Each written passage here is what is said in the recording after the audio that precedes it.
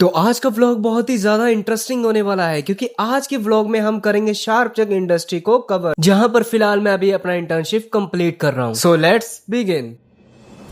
Sharp चंग industry जो कि स्टैब्लिश्ड हुआ था 10 जून 1994। सबसे पहले इन्होंने अपना काम शुरू किया था चक्स से और फिर धीरे धीरे डेवलपमेंट करने के बाद ये अलग अलग मशीनों के पार्ट्स बनाने लग गए, जिसमें कि इंक्लूड थे ट्रैक्टर के पार्ट्स, रेलवे के पार्ट्स, इवन डिफेंस के भी पार्ट्स। आई होप इतनी जानकारी आपके लिए काफी होगी। अब चलो इंडस्ट्री के अंदर की बात करते हैं। इंडस्ट्री में आते ही सबसे पहले तो हमें ये दिखता है बड़ा सा कूलिंग चैम्बर, जो कि ऑब्वियस सी बात है पानी को ठंडा करता है। जैसा कि एक दूसरे के सामने नहीं है प्लांट 1 और प्लांट 2। जैसा कि हम फाउंड्री शॉप में हैं तो बिना मास्क के हमारा तो चलेगा ही नहीं, इसीलिए हम आ गए हैं मटेरियल स्टोर, जहां से रोजाना हम नवा मास्क लेते हैं। और यहाँ देखो सिलिका सैंड को भी स्टोर किया गया है जो कि रोजाना यूज किया जाता है। अभी हम आए हैं फाउंड्री के प्लांट 1 में, जहाँ पर आधा काम मैनुअली होता है और आधा काम ऑटोमेशन पे। और ये है प्लांट 1 का फर्नेस, जो कि अभी लावा तैयार किया जा रहा है इसमें। और फिर अभी हम आ चुके हैं प्लांट 2 में। आपको लग रहा होगा कि इन दोनों में डिफरेंस क्या है आखिर। सीधी सी बात, जहां प्लांट 1 का 24 केजी टन का प्रोडक्शन एक डे का है और यहाँ 34 केजी टन का एक डे का प्रोडक्शन। अगर और अच्छे से समझे तो प्लांट 1 एक बार में 10 बॉक्सेस बनाता है और प्लांट 2 17 बॉक्सेस बनाता है। और ये है राइनो लाइन या फिर मोल्डिंग मशीन या फिर हाइड्रोलिक मशीन, हम तो कुछ भी कह देते हैं। और इसी पे हमारा पूरा इंटर्नशिप खत्म हो चुका है, जो कि मैंने आपको शॉर्ट वीडियो में पहले ही बताया है। और जब से हम यहाँ पे हैं 2-3 बार यहाँ ब्रेक डाउन आ चुका है, वो भी हीटिंग की वजह से। ये जो मिट्टी को नीचे फेंका जा रहा है ये बाद में रीयूज होती है। और ये राइनो लाइन का ही बैक साइड है, जो कि देखने में कुछ इस तरह का दिखता है। और यहाँ पे आप नोटिस कर रहे होंगे कि एक को खाली किया जा रहा है और एक में कोर डाला जा रहा है। ऐसा इसलिए है क्योंकि भरा हुआ नीचे रहेगा और खाली वाला उसके ऊपर आएगा और फिर इसे पोरिंग प्रोसेस के लिए भेज दिया जाता है। ये वही प्रोसेस है जो गरम गरम लावा डालते हैं। और कुछ समय बाद पोरिंग वाले कोर को यहाँ से पंच आउट किया जाता है। देन मशीन की हेल्प से इसे कैरी करके एक दूसरी जगह लेके जाया जाता है, जहाँ पे इसे डिकोरिंग किया जाता है, मतलब जो एक्स्ट्रा पार्ट होता है उसे रिमूव कर दिया जाता है। आपको ये देख के तो लग रहा होगा कि जैसे यहाँ पे आग लग गई है। बाय द वे ये पिघली हुई धातु को तैयार किया गया, जो कि पोरिंग के लिए इस्तेमाल किया जाता है। अभी आपको देख के पता लग ही जाएगा।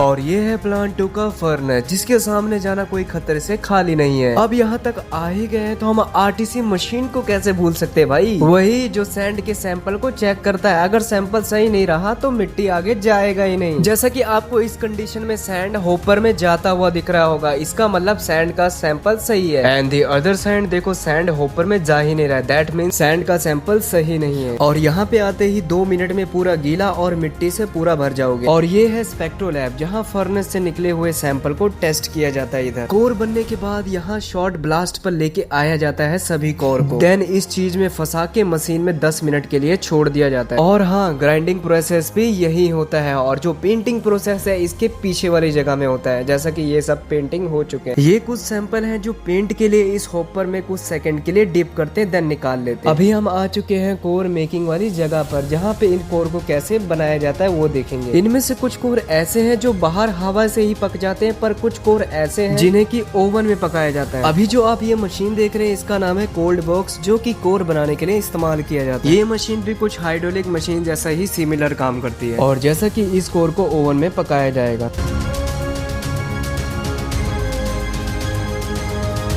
ये सब तो हमने बहुत जान लिया, चलो अब ये भी जान लेते कि सैंड आती कहाँ है। जैसा कि ये आप ट्रक देख रहे हैं ये राजस्थान से आया है। तो आगे बढ़ते हैं, हम चलते हैं पीएलसी रूम, जहाँ से हाइड्रोलिक मशीन को ऑपरेट किया जाता है। और अगर इधर से कुछ छेड़ा तो या मशीन रुक जाएगी या फिर उसमें कुछ ना कुछ फॉल्ट हो जाएगा। थोड़ा और आगे बढ़ते हैं और चलते हैं यहाँ के सबसे लास्ट स्टेज वाले प्रोसेस पे, और जो की होने वाला है मशीनिंग। तो अभी हम आए हैं न्यू प्लांट में और यहाँ विदाउट एंट्री करवाए हम अंदर जा ही नहीं सकते। और देखने के लिए हमें यहाँ सबसे पुरानी मशीन भी मिली, जो कि पता नहीं कौन सी थी। ये कुछ पीसेस हैं जो कि मशीन पे जाने के बाद कुछ इस तरह के बन जाते हैं। चलिए अब थोड़ा अंदर भी नजर मार ले और देखिए यहाँ लाइन से कितनी ही मशीन लगी हुई है। वैसे तो यहाँ इंडस्ट्री में सभी तरह की मशीनें मौजूद है, जैसे कि CNC, VMC, HMC और लेथ मशीन भी। आशा करता हूँ कि आज की वीडियो आपको पसंद आई होगी, तो वीडियो को लाइक और सब्सक्राइब करना मत भूलना।